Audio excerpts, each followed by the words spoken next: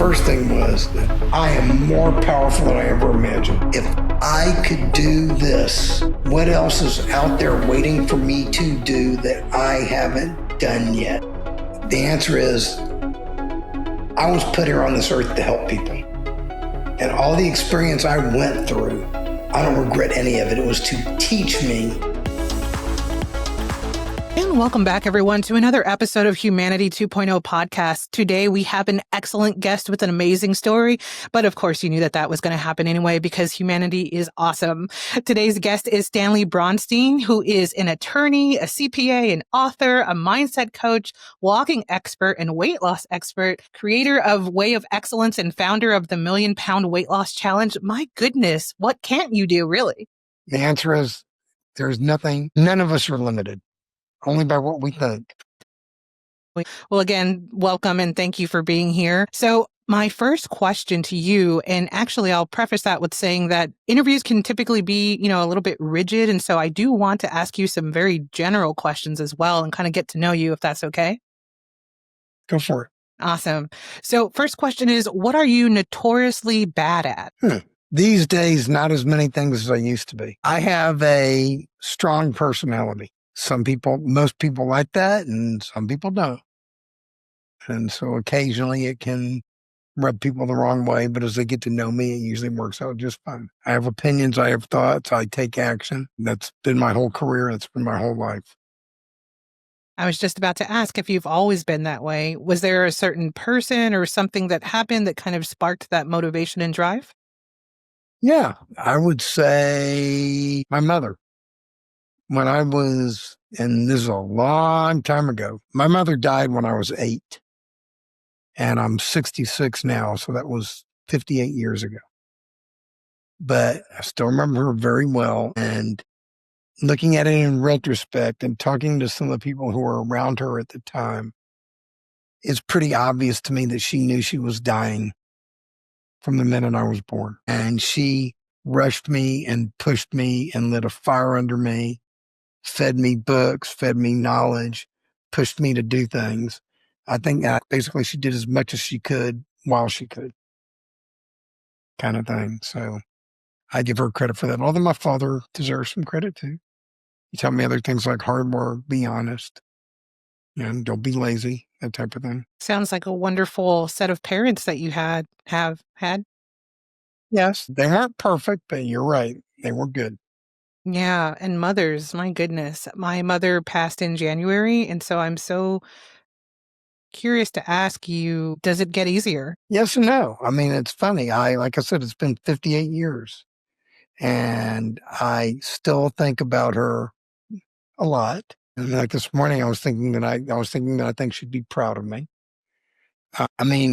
Would you believe me if I told you it took me probably 50 years to 50 something to really come full circle and totally heal from her death, in the process. Cause I don't want to spend a lot of time. I'll tell you a quicker version of the story. Okay. When she died when I was 8, I was at school and the lady from the office came to the door and she said, "Stanley, your father said you rode your bike to school.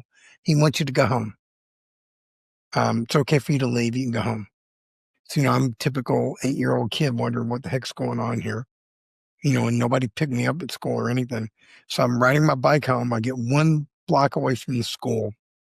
I fell off my bike. I immediately realized what happened. I got up, I got back on my bike. I turned stone cold and I did not cry. I went home. Everybody was crying. I did not cry. I did not cry at her funeral. I did not cry after her funeral. I had nightmares. I dreamed things like it was the middle of the night and she got home from the cemetery and walked home. Things like that, all kinds of things, but did not. If you look at my pictures from that time, I started gaining weight. I was living with my massively obese father, and we both just pretty much ate ourselves into oblivion. I put on a lot of weight. To show you how much weight I put on, I'm weighing less now than I did at my bar mitzvah when I was 13 years old. That's how much weight I put on very quickly. When I went off to college, my senior year, I lost weight. I lost like 60, 70 pounds, helped with my popularity, a lot of those things like that. But then I went on a road trip with some friends and there were cookies in the car. And I ate the cookies and went right back to my old habits, put that weight on plus more and more and more. Fast forward to when I was about 28 years old. I was working with my older brother. I was 367 pounds at the time. That's how big I'd gotten. We got in an argument one day. He started screaming at me. He says, "You ought to go to law school." And I was already a CPA at the time. He says, "You ought to go to law school." And I said, "You're absolutely right." So I signed up, went to law school, and went at nighttime, part-time. So it took me 4 years instead of 3. Totally changed my life. So the moral of that story is you can be talking with someone. They can be totally full of poo-poo, but you should be listening to them anyway because some words of wisdom may accidentally come out of their mouth. I mean, he was totally full of it, but he gave me some good advice. And so I'm glad I acted on it. So my last year in law school, I lost a bunch of weight. I actually lost 100 pounds and I was starting to look better. I was down to like 265, somewhere around there, but still pretty big, but starting to look better. And then once again, I went back to my old habits, put the weight back on. But I looked good enough to where I was able to date and I got married, that kind of thing. So part of the healing journey, one of my mother's sisters, my aunt, died about 30 years ago or so, a little more than 30 years ago. She died and I was at the funeral. And when I walked into the funeral, there were 2 of my cousins in there. One was 6 and the other one was like 9 or 10. And I looked at the 6-year-old and he was standing by himself and he was stone cold. And I looked and I said, that's me. It's funny how everything came full circle. Mm. So I sat there and I walked up to him. I introduced myself to him. I'd never met him before. Told him who I was, that I know exactly how he felt because the same thing happened to me when I was his age, when my mother died. This was his grandmother. I said, "I know how you feel." Put my arms around him and I did not let go until he started crying. And let's just say all the tears that I did not release at my mother's funeral came out at that funeral. That was like 30 years later. Then to take it even further, back when COVID hit, and this is kind of jumping around, back when COVID hit was, I was born in Galveston, Texas. So I was in Houston on some business right before COVID shut everything down. And I had a full day to kill before my flight back to Arizona, where I live now. So I drove down to Galveston and I went and I retraced all my steps. Noticed some interesting things. The place where I stopped, where I fell off my bike, to show you how ironic things are, that was catty corner from the orphan's home. So it's kind of interesting, that was the place. Went and visited my childhood home. Saw the people talked to the people who bought the home, went in there, walked around, went to the cemetery. This was December and it was a sunny, gorgeous day. I sat there, I went to the cemetery between my father's grave and my mother's grave, and I laid down on the grass between the 2 of them, and I sat there and I talked to them for an hour and just looked at the sun. It was right around noon, so it was right overhead. And when I told them, I thanked them for everything they did for me. And I said, "I forgive you for everything you did to me." And that was that. So that's where I consider the point, where everything had fully, healed. So the turning point though, with my weight, this is where I really got in control and power of myself, was February 1st, 2009. I call that day my rebirth day. And if you notice, it was February 1st, not January 1st. I had made a New Year's resolution that I was going to get in shape, but obviously I blew it and I didn't keep the resolution. And it was February 1st. I said, I woke up and I said, I don't have to wait. So what if it's February? I can start now. And I sat there and I asked myself a question, and here's where it gets tough. And then this is all going to grow into something that ties into humanity. But what I'm talking about now is I'm talking about the toughness of us as human beings. So I sat there and I asked myself, I was 49 and a half. I weighed 320 pounds at the time. I wasn't at my full 367. I sat there and I said, where am I going to be in 5 years if I keep doing what I'm doing? And I did not like the answer. Because you know what the answer was? The answer was that I was going to be dead. And that's as cold and hard and as truthful as you can get with yourself. So I sat there and I turned to my wife. I told her, I said, I'm done. I'm cooked. I'm going to stop tolerating BS in my life. And the number one person I'm going to stop tolerating it from is myself. And the number two person is you.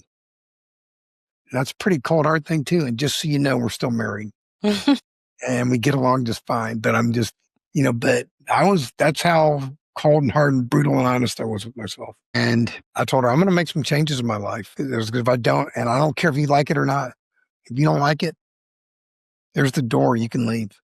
Because I have to make these changes or I'm going to be dead. And I said, I'm going to learn to start eating better now. And I'm going to start exercising every day now. And my exercise of choice is going to be walking. I picked walking because you didn't need a lot of special equipment and you can do it pretty much anywhere. I figured it was easier for the long term. And little did I know how prophetic my words were. Just to give you an idea how prophetic they were, since that date, 17 years ago, I keep track of my walking mileage. I have walked over 72,000 miles. Wow. That is, I actually tracked it. I have a graphic that shows it. I have walked 30% of the way to the moon. In June of next year, around my birthday, I will have completed my third time around the globe at the equator. That's how much walking I do. And this is all from a person who could barely get up off the couch, whose knees hurt, who's extremely overweight. So what did I learn from the experience? And here's where it ties in with your theme. I learned three things. First thing was that I am more powerful than I ever imagined. And that's funny. That's something my mother always told me. I mean, I won't be the starting second baseman for the New York Yankees, but I certainly can coach the starting second baseman for the New York Yankees and give him some good advice. But the point is, I'm more powerful than I ever imagined. Second thing it taught me is that if I could do this, what else is out there waiting for me to do that I haven't done yet? And that is what has grown into the Way of Excellence and has grown into the 1,000,000-pound weight loss challenge, which we will talk about a little bit later. The answer is, I was put here on this earth to help people. And all the experience I went through, I don't regret any of it. It was to teach me what I needed to know and what I needed to learn and to make me as powerful as I am today. I like the person I am today, and I'm proud of the person I am today, and I want to help people. And then the third thing it taught me is that if I am more powerful than I ever imagined, so is everyone else. We are all more powerful than we ever imagined. I am no more special than you. You are no more special than me. We are all special, all of us. And it's time for us to realize that. I think we live in a very wonderful, very sick, very misguided world. I think it is an incredible world with incredible potential. And I honestly think we are in the process of putting it all together. I really do. But one of the other things I learned is that sometimes in life, in order to learn what you want, you have to experience what you don't want. Uh-huh. And I think a lot of what we're experiencing right now is what we don't want. And we're learning that and we're seeing that. I used to use the word, we need to help each other. We need to care for each other. But I look at it a different way. We get to look out for each other. We get to care for each other. It is not my obligation to help you if I can. It is my privilege to help you. If I see a homeless person and I help them, I am not obligated to help them. It is my privilege to help them because I can. I should be grateful that I can help that person. I should be grateful that I'm in a position to do that. Ask me what I think the number one problem is in the world today. What is the number one problem in the world today? All too often, all too many of us only care about ourselves. And we do a pretty poor job of doing that too. We neglect ourselves. We don't take care of ourselves. We neglect each other. We don't take care of each other. But I believe it is time for that to change. I know it is time for that to change. There are people like you out there. We are all out there. People want this. People will create this. But it all comes down, all of this, getting your personal life together, getting our collective lives together, getting our society together. It all boils down to 4 factors. I mean, there's more than that. My whole system, which you see on the wall behind me, actually has the way of excellence actually has 20. We have to be willing to do what it takes for the rest of our lives. Have to be willing to do what it takes to get our lives together for the rest of our lives. Have to be willing to do what it takes to get our collective society, our world together for the rest of our lives. But if you incorporate what I talked about just a minute ago, we don't have to do anything. We get to do it. It is our privilege to do it. It's all a matter of perspective. How are we going to look at it? I mean, this is an incredible world, incredible possibilities, incredible opportunities. Sit there, I sometimes ask myself, what would someone like Thomas Jefferson say if he saw this world today? I'd love to have a conversation with him about that. Really would. And, what was it? Was it John Kennedy, who he had a dinner at the White House with when he was president, with this whole collective group of people. And he said, never has there been a greater assembly of knowledge here in the White House since Thomas Jefferson dined here alone. That's how interesting the man was. But we can pull this together, but we have to be willing. We get to be willing to do these things permanently, not temporary fixes, not temporary changes, permanently. We have to be willing to start caring for each other.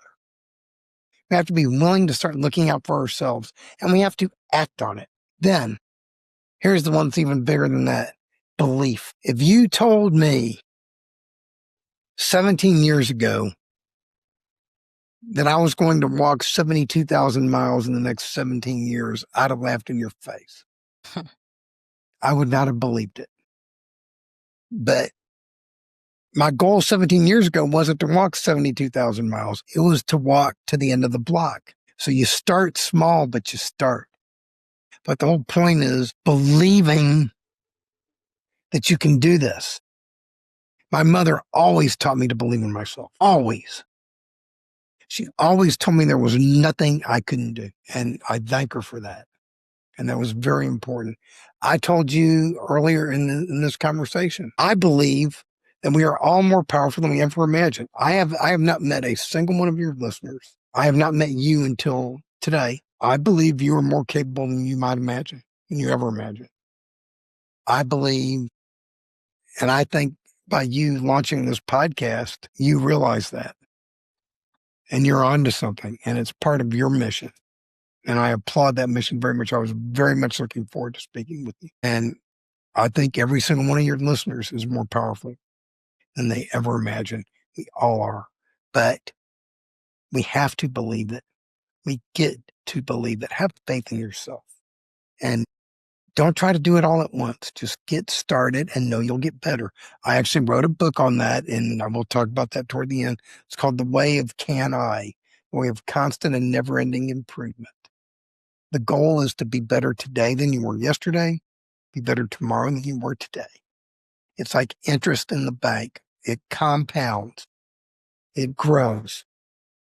And I'm in year 17 of constant and never-ending improvement. I didn't start out doing what I'm doing.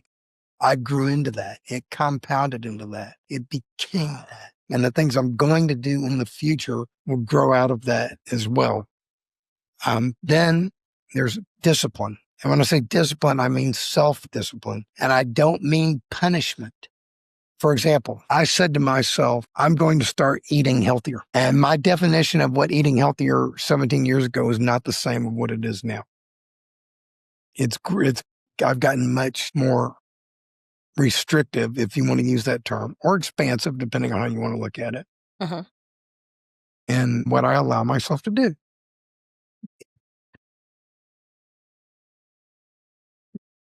I have what you call an addictive personality. Okay, you asked me before, what am I negative?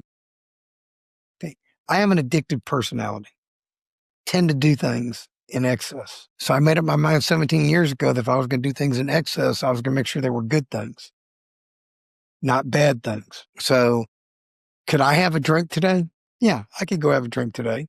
But for people like me, abstinence is better than moderation. Other people listening, if they want to have a drink, they can have a drink. That's fine. I'm not telling. First of all, I want to clarify, you do not have to be like me.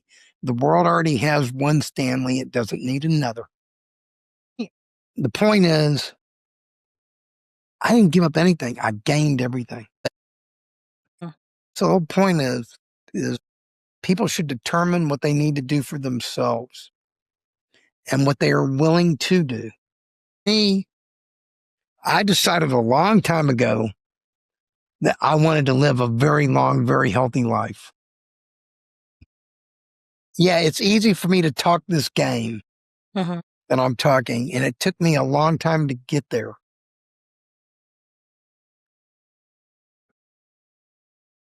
Your story and your examples are very, I guess, similar to some past life situations that I've had. You spoke about waking up one day and realizing. I had the same experience, except it was less poetic. I did freelance work for about 4 years, and then I took a year break because I was burnt out, and I went into corporate job. And while I was working this corporate job from home, I woke up one day and I said, if I was to die right now, I would be so upset, just absolutely livid that this is what my final place was, when I had lived such a life beforehand. And yes, there are difficult experiences and all kinds of controversy and, suffering. But to your point, what you stated earlier, that all of that was meant to happen and it helped shape you and it helped you appreciate where you are now.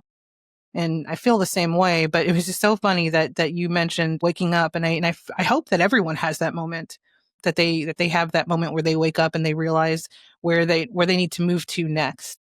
Yeah, like I said, I woke up and I said, I'm cooked. I'm done. I mean, I had a thriving business at the time. It had nothing to do with my business. I just said, I'm wasting my potential. And this is BS.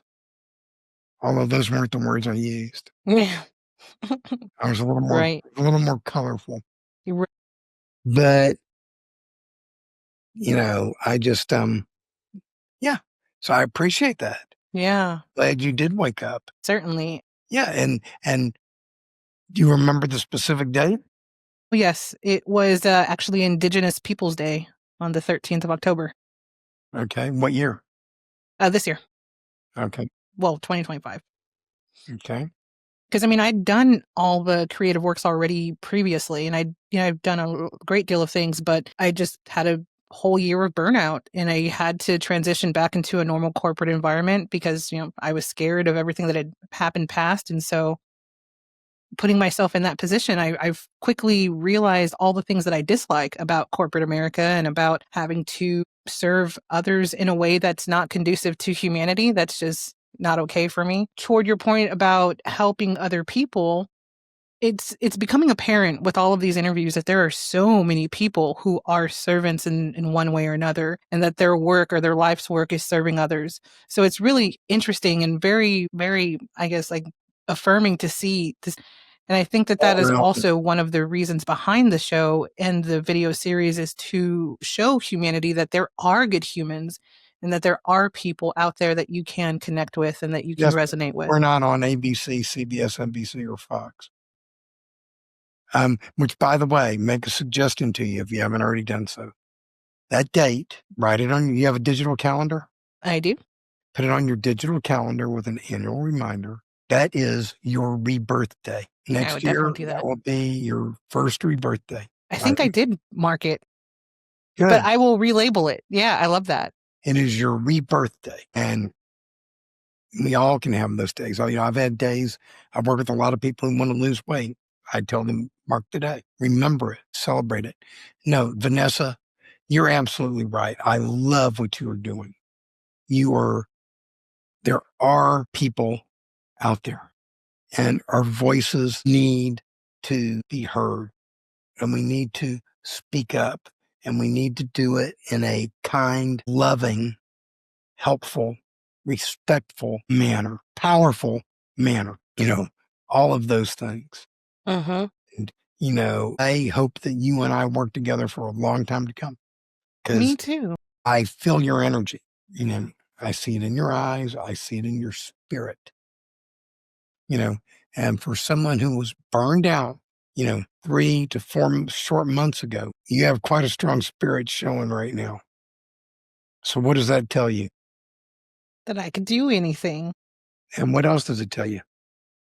Hmm. You already know it, but I'm just putting it into words. It's telling you you're on the right path. Well, definitely. Yeah. Like I Yeah. said, you already know it. Yeah. The minute that I quit, it made no sense to do that because I have a mortgage, I have bills to pay, but I didn't care anymore. It wasn't a matter of when am I getting paid? It was a matter of, not being part of that rat race anymore or not ignoring what it is that I know that I'm meant to do. Because I've done creative things my entire life, but the feeling of being trapped, at your desk versus being free and being able to create something that speaks to not only yourself but to other people and helps other people, that's more important to me. I And cashed out this, my 401 even though I wasn't supposed to. I know cashing out 401s are bad. I know that. Yeah. I'll pay the penalty. I've done it before. But it just had to be done. I've always served people my entire life, and so that is where my heart lies with people. And then having the opportunity to interview people for a couple years straight and then doing it again now, it's just amazing to see the resilience in other humans and to share their stories like yours and to have you encourage people beyond what it is that they thought that they were going to hear today. That's everything. yeah, that's my purpose in life. See, I can tell you my purpose in life is to help other people find their purpose and to achieve it. That's my mission statement. I came up with that many years ago and I read it all the time to remind myself. But yeah, this is wonderful.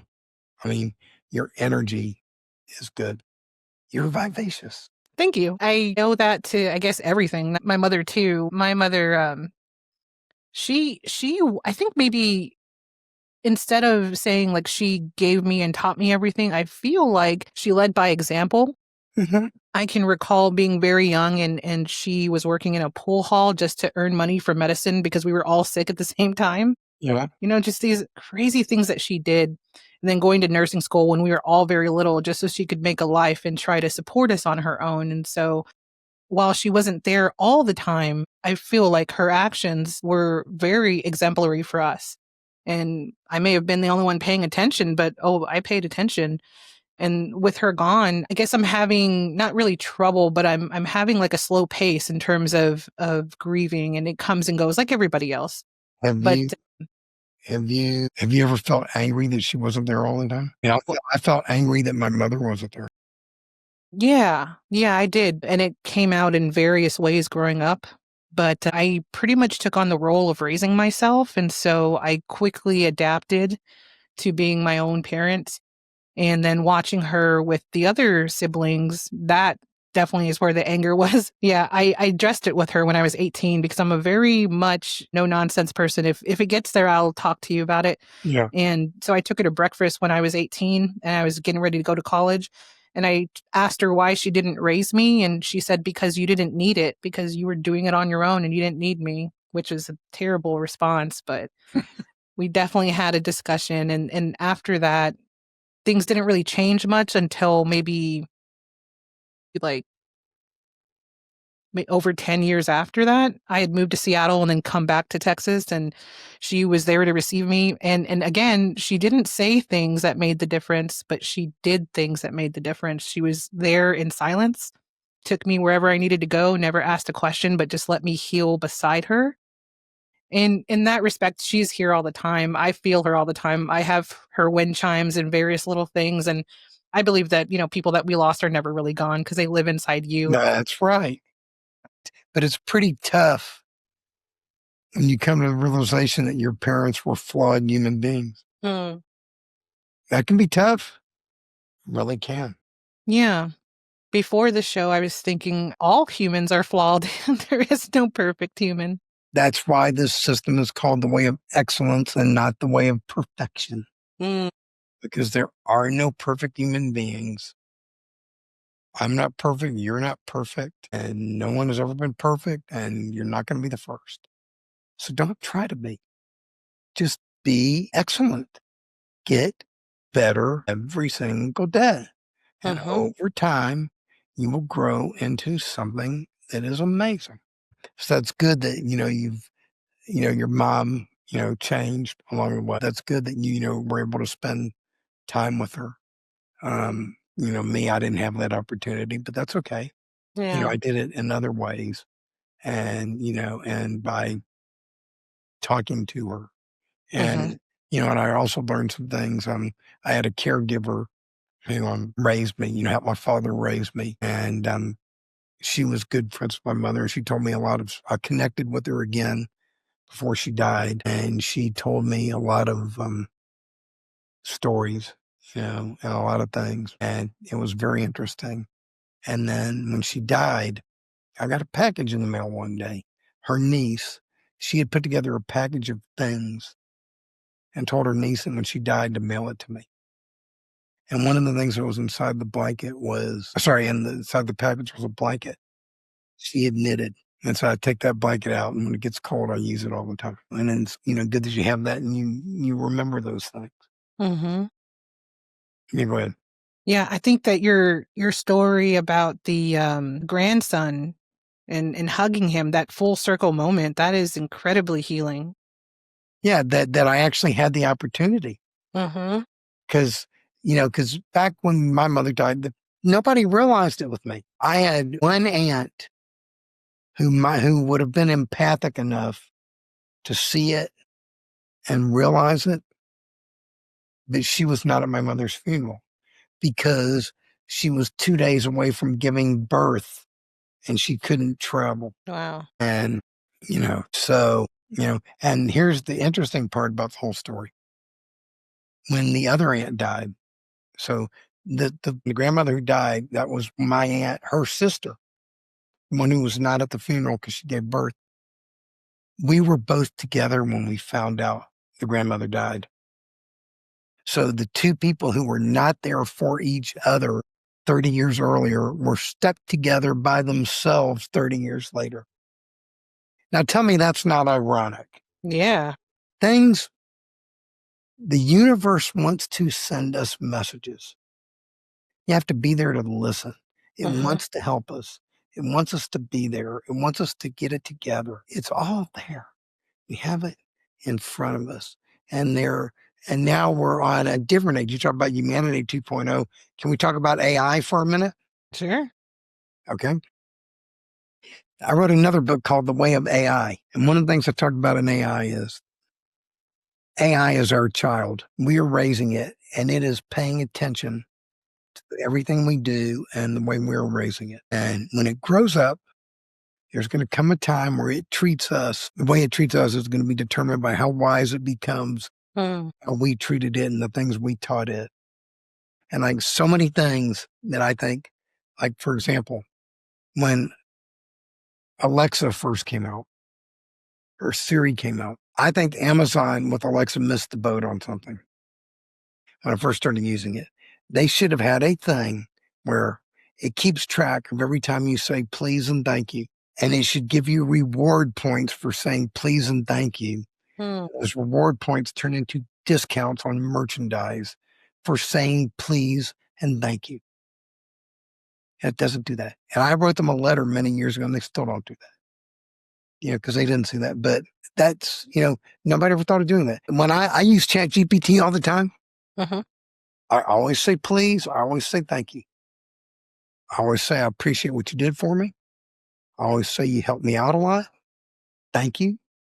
When it does something wrong, I don't scold it. I sit there and I say, you didn't understand what it is I'm doing. For example, when I first started using it, I took my whole system, which can be complex, and I fed it my whole book, and it read it, and it was misapplying it, and it didn't totally understand it. Instead of sit there and chastising it for not understanding it, I sat there and took me 2 days. I went through the whole book, chapter by chapter, and I had a discussion with it, chapter by chapter, explaining it to the system to it, explaining what it meant, how it worked, why things were done the way they were done, and how it all fits together. And guess what? ChatGPT learned. Mm-hmm. And now ChatGPT understands my system very well. It sometimes boggles my mind how well it understands my system. And so, but those are things, and should we respect ChatGPT because it deserves it?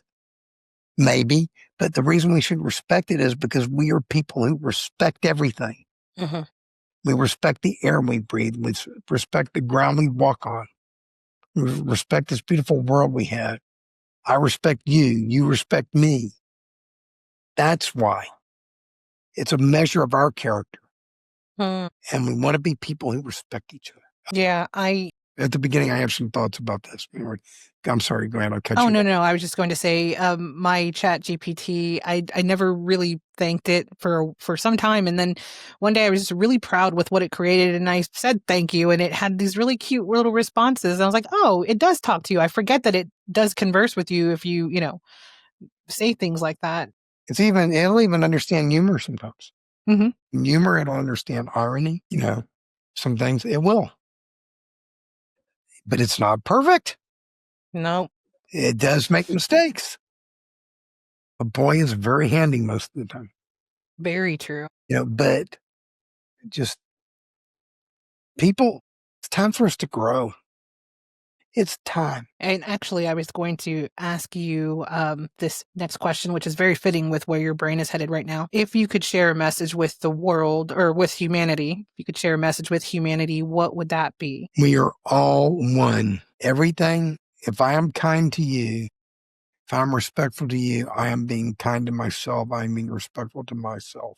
If you are being kind to me, if you're being respectful to me, you are being kind and respectful to yourself. We're all in this together. We are individuals, but yes, we are all together.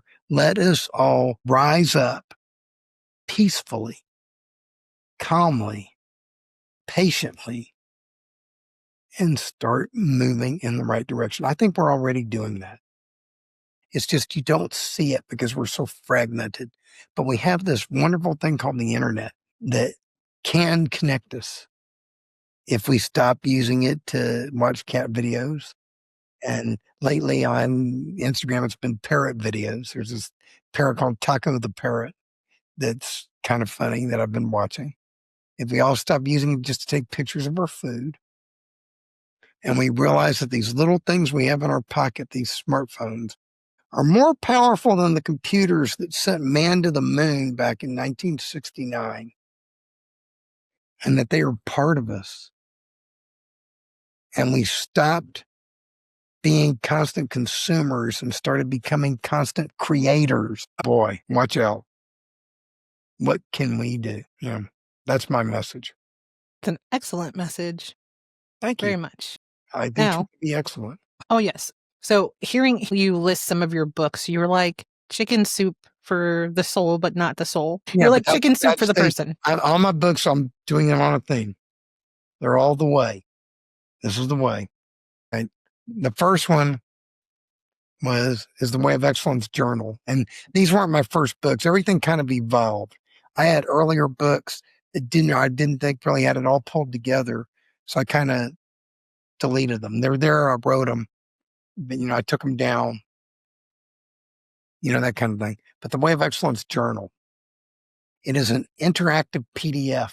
You can also read it online on my website, but you can it's a PDF, it's interactive. So if you put it on your desktop, you can literally, it asks you questions and you can type in your answers and save it. So it's a workbook. It's like, right, but I made it digital because it allowed me to do things like put color pictures in it, all kinds of it's a lot of graphics and do those kind of things. And it made it interactive. And it also made it free, because it was digital. I could give it away for free because look, do I like money? Yes. Would I like people to hire me as individually or groups to work with them? Absolutely. Sure, I would. But the mission is more important than the money. I have a message. I've been put here to teach people, to help people. So I make the message available for free.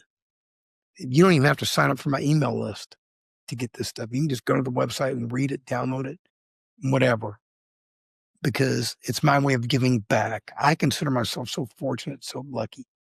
So that's the Way of Excellence Journal.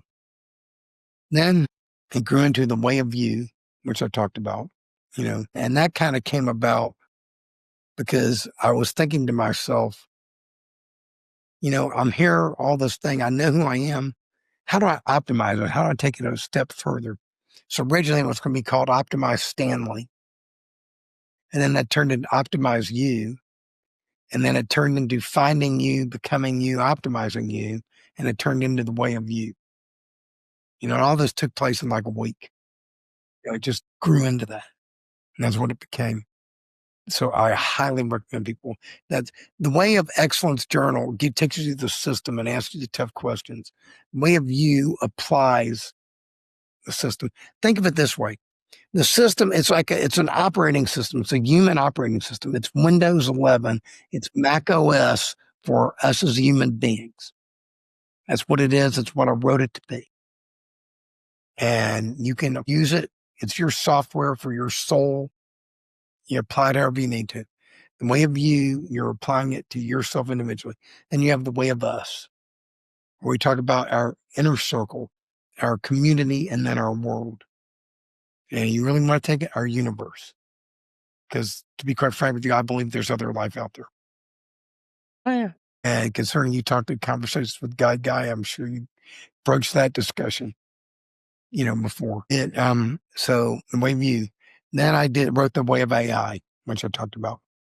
Respectful to AI, treat it with kindness, how to use it appropriately, that type of thing.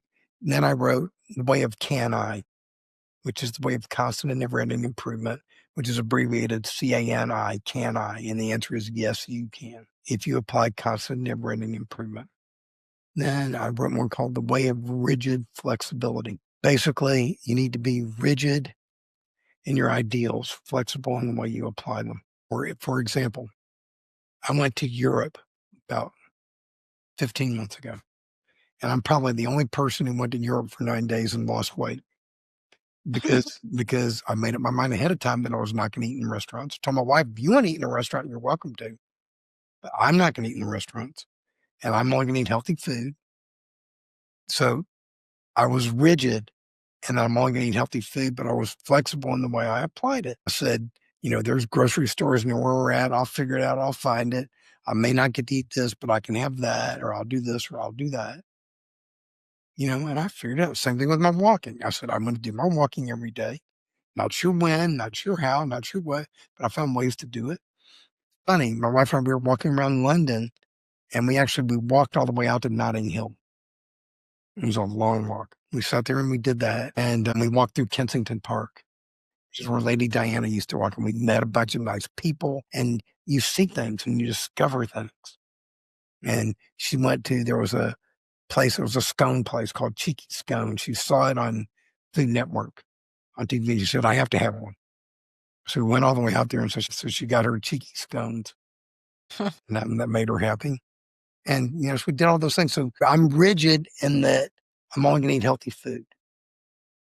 I'm rigid in that I'm going to walk every day. but I'm flexible in how, when, where, what I get it done. Same thing. So that's where you can be powerful. So I call that rigid flexibility.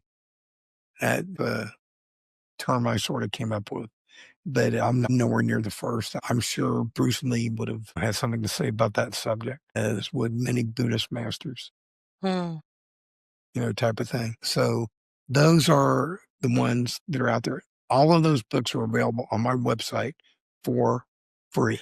That website is thewayofexcellence.com. No spaces, no dashes, no nothing. And if you go there, you can get all that stuff. And there's videos on the whole system.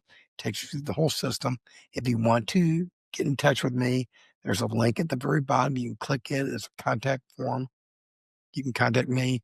I'm putting together groups if you want to get into one of our groups. These are paid groups with people individually if they want to do that, but that's paid also. But if you don't have the money or you don't want to spend the money, it's all there for free. It's yours. Welcome to it. I hope you apply it well. I hope you do great things with it. And if you even do that and you want to just use the form, just write and say thank you. You're welcome to do that too. I would appreciate that. Then I have a second website if you're able to put that in the show notes. Sure. It's called Million Pound Weight Loss Challenge. Million Pound Weight Loss Challenge. Again, no spaces, no dashes, nothing. And that 1,000,000 pounds comes from, my goal is to get 50,000 or more people to lose 20 pounds each. People who need to, obviously, but that would be 1,000,000 pounds. And again, it's all for free. The only difference is on that website, you have to create an account. It's free, but you have to create the account because I keep that website very restricted. I don't want any bad activity going on there. I don't want any bad actors there. I keep it highly moderated because I only want there to be good, supportive stuff. But it's all there, all for free. I've got books on healthy eating, healthy nutrition. I have a book on walking where I talk about walking and the health benefits from it. It's all there again for free. If you want to work with me, you're welcome to work with me, but you don't have to. That is awesome. I am definitely, well, I've already taken a look at your first website and did all the things and started browsing around, but that second one is very much needed. So I will most definitely be visiting that one. We currently have 4,800 members right now, and we're looking for more. You're welcome to join. And those are worldwide. They're all over the place. I've got probably like as far away as Australia, New Zealand, some in the UK, but basically English-speaking countries. Yeah. Around the world. Well, we will have to do a part 2 interview on that particular subject. That would be wonderful. I'm yours anytime. Awesome. Well, thank you so much for sharing all of your just massive, wise stories and moments and truth. Thank you for sharing your truth with us and inspiring everyone that's going to listen to this episode. Is there any particular social websites that you frequent for people to follow your journey? I'm on LinkedIn and everything. Just go to my website, follow me there, and contact me there. That's what I'm doing. I'm working on my websites because I'm a little down on social media right now, just because the way the algorithm works. I have a Facebook group with 5,000 people in it. I post a message. You know how many people see it? 25. Come on. I got 5,000 people who signed up saying they want to talk to me and they don't see my messages. It's like, I got tired of that. I would rather be able to control the message and get it out there and word of mouth, that type of thing. I think that's much better. Sure. Well, we will definitely have your website listed in the description along with the secondary website as well. I hope you have the best day of your life. And thanks again for being here. And for all of you guys watching, thank you for watching Humanity 2.0 podcast. Be sure to follow along our guest journey and also with the show so you can subscribe and also follow the video series. The YouTube channel has moved to its own separate channel, separate from the Vanessa The Vivacious production channel. So be sure to go over there and subscribe and enjoy all of the wonderful content that you've seen here and also here today. So thanks so much. Hope you have great rest of your day too. Humanity 2.0 podcast is brought to you by Vanessa The Vivacious Productions. Want to be a guest? Visit the link in the episode description for future guest opportunities. Ready to podcast like a boss? Join Podmatch and begin your Podmatch journey via the link also listed in the description. Subscribe to Humanity 2.0 Podcast on Apple Podcasts, YouTube, Spotify, and more. Follow and help support the show by buying Humanity a cup of coffee via buymeacupofcoffee.com/Humanity 2.0 Podcast. Above all, don't forget to be good to other humans. See you guys next time.